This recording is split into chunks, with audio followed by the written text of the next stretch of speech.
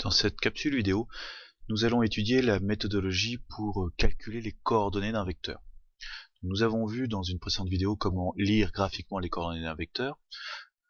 Je vous rappelle simplement ici la méthodologie. Ici on a un vecteur, donc le vecteur AB, et comment on lit ces coordonnées? On lit tout simplement le déplacement horizontal 4 et le déplacement vertical 3. Donc ces coordonnées sont 4, 3. Il sera intéressant de pouvoir les calculer, puisque l'on ne détient pas toujours une grille comme ceci pour lire les coordonnées. Par exemple, si on se trouve dans ce cas-là. Alors, essayons de comprendre déjà pourquoi le 4. Le 4, c'est le déplacement horizontal.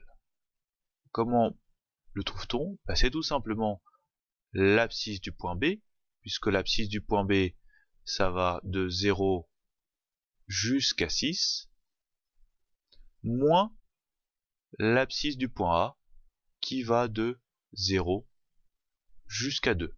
Autrement dit, la valeur ici, la distance qui est ici, c'est XA moins XB. Le 3, comment trouve-t-on le 3? De la même façon, on a une distance que l'on cherche à calculer, la distance qui va d'ici jusque le point B de manière verticale. On utilise dans ce cas-là les ordonnées des points. 1, ça veut dire que là, ça mesure 1. Et 4, c'est la distance du 0 sur l'axe des ordonnées jusque le point B. Autrement dit, la distance ici, là, on va l'obtenir en faisant 4 moins 1. On va s'entraîner sur les vecteurs qui sont ici. Alors, pour rendre ça un peu plus difficile, on va enlever la grille. Voilà, on n'a plus de grille. Comment fait-on ça?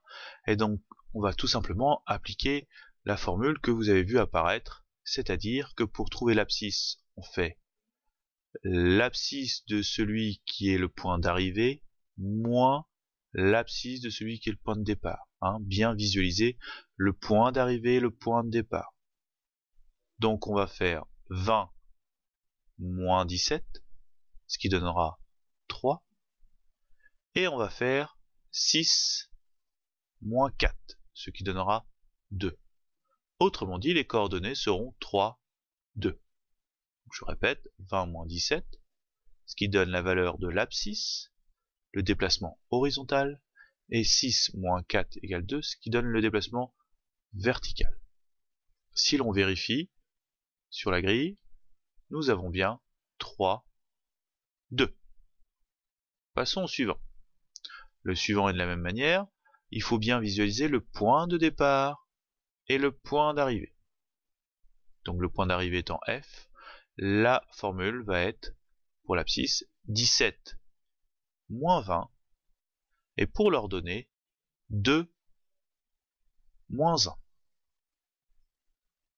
17 moins 20 donne moins 3, et donc 2 moins 1 donne 1. Les coordonnées de ce vecteur sont donc moins 3, 1.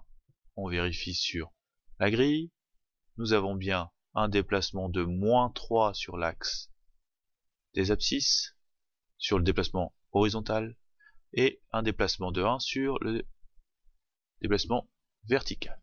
Le suivant, donc toujours pareil, point de départ ici c'est G, point d'arrivée c'est H. Donc nous allons faire 19 moins 17 pour les abscisses et moins 3 moins 1 pour les ordonnées.